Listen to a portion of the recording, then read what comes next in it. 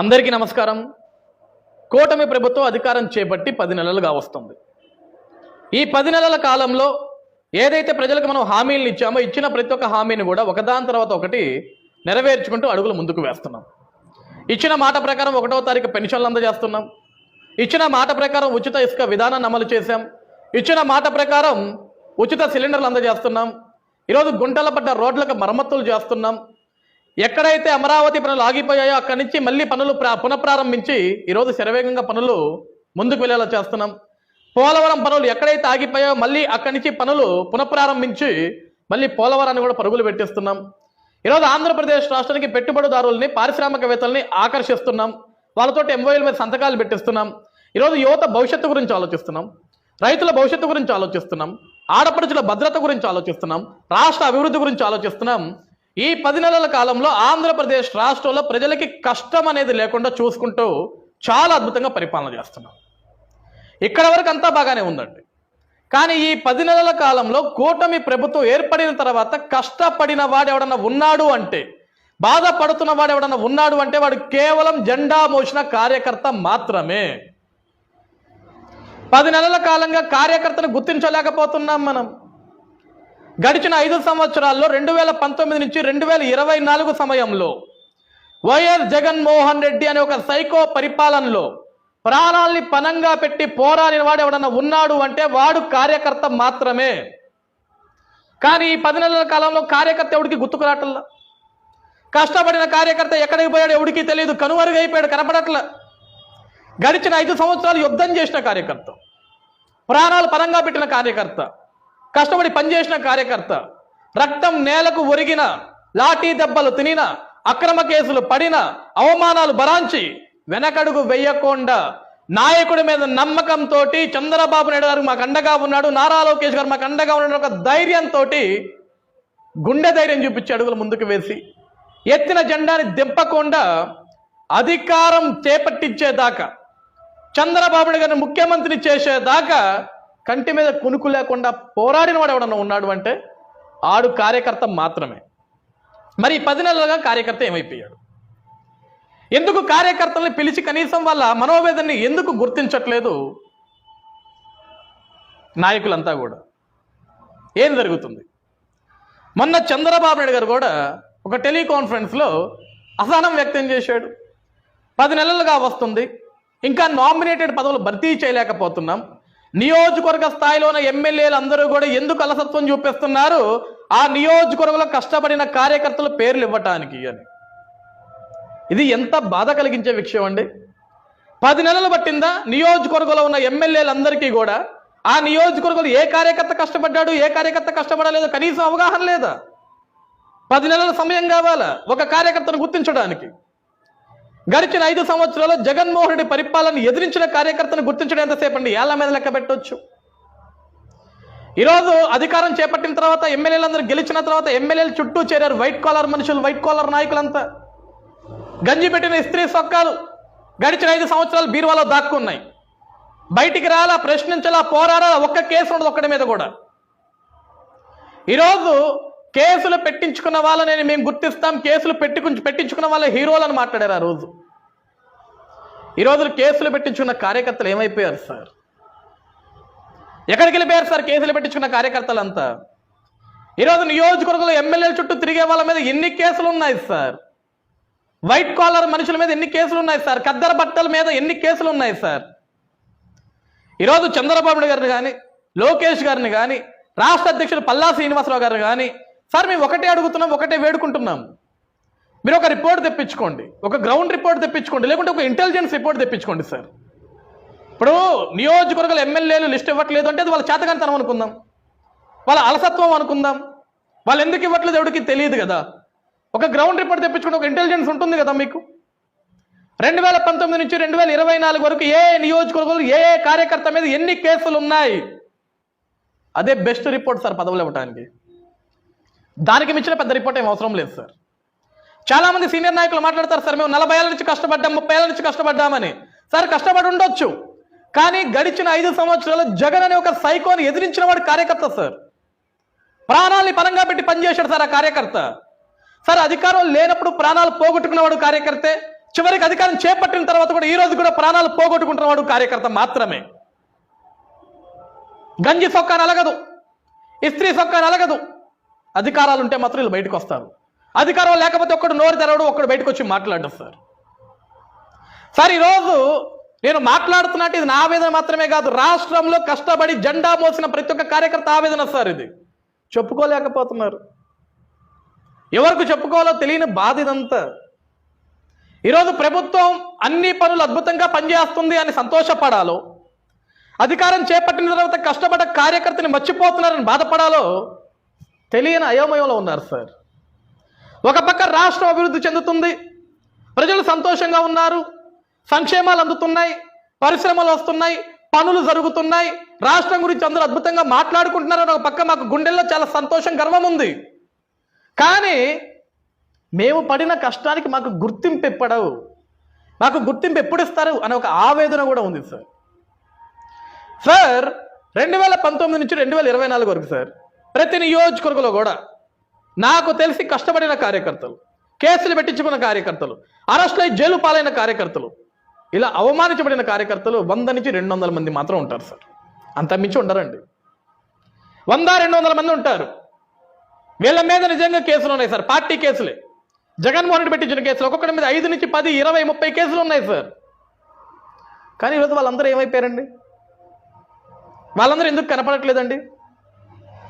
Sir ఒక్క report తెప్పించుకోండి sir. ఈ రోజు వరకు గెలిచిన శాసనసభ్యులందరూ కూడా తమ తమ నియోజకవర్గంలో గడిచిన 5 సంవత్సరాల్లో కష్టపడిన కార్యకర్తలని పిలిచి వాళ్ళ మీద ఉన్న కేసులు రిపోర్ట్ తెప్పించుకొని, మీ మీద ఇన్ని కేసులు పడ్డాయి, పార్టీ కోసం మీరు ప్రాణం పెట్టి పనిచేశారు, మీకు న్యాయం చేయాల్సిన బాధ్యత మా మీద ఉంది, మీకు ఏం కావాలి, మేమేం చేయమంటారు, కనీసం పిలిచి అడిగిన ఎమ్మెల్యేలు ఉన్నారా సార్? ఈరోజు వరకు ఏ ఒక్క కార్యకర్తనైనా సరే పిలిచి అడిగిన ఎమ్మెల్యేలు ఉన్నారా? ఉంటే చూపించండి సార్. కార్యకర్త ఆవేదన కూడా అదే సార్. కనీసం పిలిచి మాట్లాడలేదు, పిలిచి అడగడం లేదు. నీ మీద ఇన్ని కేసులు ఉన్నాయిరా, నీ పరిస్థితి ఏంటి, నీకేం చేయాలి, నీకు ఏమైనా న్యాయం చేయాలా, ప్రతి నెల నీ కుటుంబం ఎలా గడుస్తుంది, నేను అండగా ఉన్నా, నీకు ఒక పని చేసి పెడితే ఇది చేసుకోపో అని చెప్పేసి కనీసం పిలిచి అడిగిన వాళ్ళు లేరు సార్. బాధ ఉండదండి కార్యకర్తకి? అసహనం వ్యక్తం చేయడానికి కార్యకర్త? సార్ ఈరోజు గట్టిగా ఒక విషయం చెప్పమంటారా నన్ను? ఒక రాష్ట్రానికి కష్టం వచ్చినప్పుడు ప్రజలందరికీ గుర్తొచ్చే వ్యక్తి ఎవరైనా ఉన్నారు అంటే అది నారా చంద్రబాబు నాయుడు గారు మాత్రమే. అదేవిధంగా పార్టీ కష్టకాలంలోకి వెళ్ళిపోయినప్పుడు పార్టీకి గుర్తొచ్చే వ్యక్తి ఎవరైనా ఉన్నాడు అంటే వాడు జెండా మోసే కార్యకర్త మాత్రమే. రాష్ట్రం కష్టంలో ఉంటే చంద్రబాబు నాయుడు గారు కావాలి, పార్టీ కష్టంలో ఉంటే కార్యకర్త కావాలి. ఈరోజు చంద్రబాబు నాయుడు గారు ఒక్కళ్ళే కష్టపడి రాష్ట్రం కోసం పరితపించి పరిశ్రమలు తెచ్చి, పెట్టుబడులు తెచ్చి, రోడ్లు వేసి, నిర్మాణాలు చేసి, రైతులను కాపాడి, మహిళలను కాపాడి, యువత కోసం నిరంతరం ఆలోచించి 24 గంటలు అదే పని మీద కష్టపడుకుంటూ వెళ్తే ఒక్క చంద్రబాబు నాయుడు గారు మాత్రమే కష్టపడితే పని అవ్వదు అండి. ఇక్కడ 2019లో మనం ఏమి పనులు చేయక ఓడిపోలేదండి, గుర్తుపెట్టుకోండి. 2019లో మనం ఓడిపోవడానికి కారణం మనమే. ఇదే అసహనం, ఇదే ఆవేదన, ఇదే బాధ ఆ రోజు కూడా కార్యకర్తలను ఎవడు పట్టించుకోవాలి, వాడి కష్టాన్ని ఎవడు గుర్తించాల. 2014 నుంచి 2019 వరకు నవ్యాంధ్రప్రదేశ్ రాష్ట్రం ఏర్పడిన తర్వాత ముఖ్యమంత్రిగా చంద్రబాబు నాయుడు గారు ప్రమాణ స్వీకారం చేసిన తర్వాత రాష్ట్ర రాజధాని అమరావతిని ప్రపంచ పట్టణంలో నిలపాలని చెప్పేసి ఆయన కాంక్షించి దేశ విదేశాలు తిరుగుతూ రాష్ట్రం కోసం పరితపించి నిద్రాహారాలు మాని నిరంతరం కష్టపడిన వ్యక్తి నారా చంద్రబాబు నాయుడు గారు అయితే, ఆ రోజు నియోజకవర్గంలోని ఎమ్మెల్యేలందరూ కూడా కార్యకర్తలను గాలికి వదిలేసి నాయకుడు కష్టపడుతున్నాడు, నాయుడు కష్టపడుతున్నాడు, ఇక మనం కష్టపడాల్సిన అవసరం లేదని చేతులు కట్టుకుని ఇంట్లో పడుకుంటే 2019 మనం ఓటమిని రుచి చూసాం. మనమేమో తప్పు చేసాం, ప్రజలకు మంచి చేయకనో, రాష్ట్రాన్ని అభివృద్ధి చేయకనో, రాష్ట్రానికి మొత్తం అన్యాయం చేశామని ఓడిపోలా. మంచి చేసి ఓడిపోయాం, మంచి చేశాం, అభివృద్ధి చేశాం, పోలవరాన్ని పరుగులు పెట్టించాం, రాజధాని పరుగులు పెట్టించాం, సంక్షేమ పథకాలు అందజేశాం, విదేశీ విద్యను ఇచ్చాం, పెన్షన్లు ఇచ్చాం, రేషన్ ఇచ్చాం, పథకాలు ఇచ్చాం, పరిశ్రమలు తెచ్చాం, ఉద్యోగ అవకాశాలు కల్పించాం, డిఎస్సీలు వేశాం, పోలీసు నియామకాలు చేశాం, అన్నీ చేశాం. పేదవాడికి ఇల్లు నిర్మాణం చేశాం, టిట్కో ఇల్లు కట్టాం, రైతులకు గిట్టుబాటు ధరలు ఇచ్చాం, అన్నీ చేశాం. కానీ ఓడిపోయాం. ఎందుకు ఓడిపోయామంటే ఆ రోజు కార్యకర్తలు అనుకున్నది ఏంటో తెలుసా సార్? మా నియోజకవర్గాల ఎమ్మెల్యే మమ్మల్ని పట్టించుకోలేదు, మా నియోజకవర్గం ఒకటి ఓడిపోతే ఏమవుద్ది, 175 నియోజకవర్గాలు మా ఒక్కటి ఓడిపోతే 174 గెలుచుకుంటారు కదా అన్నట్లు వదిలేశారు. అలా 175 నియోజకవర్గ కార్యకర్తలు కూడా అదే అనుకున్నారు. కట్ చేస్తే ఏమైంది సార్? ఓడిపోయాం. ఓటమిని రుచి చూసాం. ఆ ఓటమి బాధ ఎవరిదండి? చంద్రబాబు నాయుడు గారికి ఆ బాధ. ఎందుకంటే అప్పుడే పుట్టిన బిడ్డ అమరావతి, అప్పుడే ఏర్పడిన కొత్త రాష్ట్రం నవ్యాంధ్రప్రదేశ్, దానికోసం ప్రాణం పెట్టి పనిచేసిన వ్యక్తి నారా చంద్రబాబు నాయుడు గారు అయితే ఆయన కష్టాన్ని బూడిదలో పోసిన పన్నీరుగా మార్చేశారు ఆ రోజు. మళ్ళీ ఈ రోజు కూడా ఇదే జరుగుతుంది. 2024 అధికారం చేపట్టాం, కష్టాల నుంచి బయటకు వచ్చాం. ఈ రోజు మనం అధికారం చేపట్టామంటే మనం ఏదో గొప్పగా యుద్ధం చేసి మనం చేపట్ల అధికారాన్ని. జగన్ అనే ఒక సైకోని ప్రజలు సహించలేదు. జగన్ అనే ఒక మూర్ఖుణ్ణి ఈ రాష్ట్ర ప్రజలు ఒప్పుకోలేదు. జగన్ లాంటి వాడి ఆంధ్రప్రదేశ్ రాష్ట్రం ఉంటే రాష్ట్రం సర్వనాశనం అయిపోతుంది, మరో బీహార్ అయిపోతుంది, అంధకారం అయిపోతుంది, శ్మశానంగా మారిపోతుందన్న భయంతో, చంద్రబాబు నాయుడు గారి మీద ఉన్న ధైర్యంతో, మళ్ళీ చంద్రబాబు నాయుడు గారు అయితేనే రాష్ట్రాన్ని అభివృద్ధి పరంగా ముందుకు తీసుకెళ్తాడని ఒక నమ్మకంతో, ఒక సంకల్పంతో ఆలోచించి ఆ రోజు నియోజకవర్గంలో ఉన్న అభ్యర్థులను ఎక్కడా ప్రజలు చూడలేదండి. నియోజకవర్గంలో అభ్యర్థులు ప్రజలు చూడలా, లేకుంటే నియోజకవర్గంలో పెద్ద మనుషులుగా చలామణి చేసే నాయకులు చూడలా. వాళ్ళు కేవలం చూసింది చంద్రబాబు నాయుడు గారిని, జగన్ పైశాచికత్వాన్ని, వాళ్ళ బిడ్డల భవిష్యత్తుని, ఈ రాష్ట్ర భవిష్యత్తుని చూసి జగన్కి ఓటు వేయలేదు, కూటమి ప్రభుత్వానికి ఓటు వేశారు, మనకు అధికారాన్ని ఇచ్చారు. ఈ రోజుకి కూడా మనం కార్యకర్తలను గుర్తించుకోకపోతే మళ్ళీ అదే తప్పు చేస్తున్నాం. సార్ 2019 మళ్ళీ రిపీట్ అయితే ఇక ఆంధ్రప్రదేశ్ రాష్ట్రం దేనికి పనికిరాదు సార్. జగన్ లాంటి చేతిలోకి వెళ్ళిపోతే రాష్ట్రానికి మంచి చేయడం ఒకటే కాదండి, ప్రభుత్వం లేనప్పుడు, అధికారం లేనప్పుడు కష్టపడిన కార్యకర్తకి ఫస్ట్ పెద్దపీట వేయండి, ఆయన్ని గుర్తించండి. కష్టపడిన కార్యకర్తని గుర్తించడానికి 10 నెలలు, 20 నెలలు, 3 సంవత్సరాలు, 4 సంవత్సరాలు అవసరం లేదు సార్. అధికారంలోకి వచ్చిన తర్వాత వెంటనే 1 నెల రోజులు టైం గ్యాప్ తీసుకొని ఎవరు కష్టపడ్డారు, ఏ గ్రామంలో ఎవరి మీద ఎన్ని కేసులు ఉన్నాయి సార్, ఒక నియోజకవర్గానికి 4 నుంచి 5 మండలాలు ఉంటాయి సార్. ప్రతి మండలంలో ఏ కార్యకర్త ఎంత కష్టపడ్డాడు ఆ మాత్రం తెలుసుకోవడం అంత పెద్ద విషయమా? ఎన్ని రోజులు తెలుసుకుంటారు? ఇప్పటికన్నా పద్ధతులు మార్చుకోండి.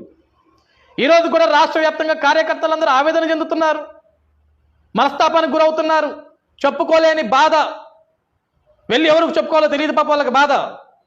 బయటకు వస్తే పరువు పోతుందేమో అని చెప్పేసి అదొక అవమానం.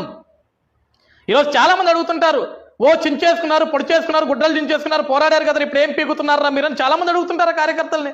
సమాధానం చెప్పుకోలేని పరిస్థితి కదండి. కనీసం సొంత నియోజకవర్గాల్లో కనీసం ఒక ₹1 సంపాదించుకునే పని కూడా చేసుకోలేకపోతున్నారు సార్. పనులు కల్పించండి వాళ్ళకి, నెల నెల ఏదో ఒక వాళ్ళకు ఒక వెసులుబాటు చూపించండి, ఆర్థిక వనరులు చూపించండి. ఎందుకు కార్యకర్తలను గాలికి వదిలేస్తారు? వాళ్ళు లేకపోతే పార్టీలు లేవండి, గుర్తుపెట్టుకోండి. వాళ్ళు లేకపోతే మీకు గెలుపులు లేవు, గుర్తుపెట్టుకోండి. మీరు ఓడిపోయి ఇంట్లో కూర్చున్న రోజులు మీరు ఇళ్లలో కూర్చున్నా సరే ధైర్యంగా బయటకు వచ్చి పోరాడేవాడు కార్యకర్త. వాడిని మర్చిపోతే మాత్రం చాలా తీవ్ర పరిణామాలు ఎదుర్కోవాల్సి వస్తుంది. అది మన రాష్ట్రానికి మంచిది కాదండి. కాబట్టి దయించి కార్యకర్తల గురించి ఆలోచించండి. ఈరోజు నియోజకవర్గ ఎమ్మెల్యేలందరూ కూడా ఆలోచించండి. మేము ఈ నియోజకవర్గాల్లో కష్టపడిన కార్యకర్తలను గుర్తించడం పెద్ద విషయం ఏమీ కాదు. సో ఎవరు కష్టపడ్డారు, ఎవరు కష్టపడలేదు మీకు పెద్ద ఈజీగా అర్థమైపోతుంది. కాబట్టి కాస్త ఆ లిస్ట్ ఏదో త్వరగా రెడీ చేసి అధిష్టానానికి పంపిస్తే కార్యకర్తలకు న్యాయం చేసిన వాళ్ళు అవుతారు.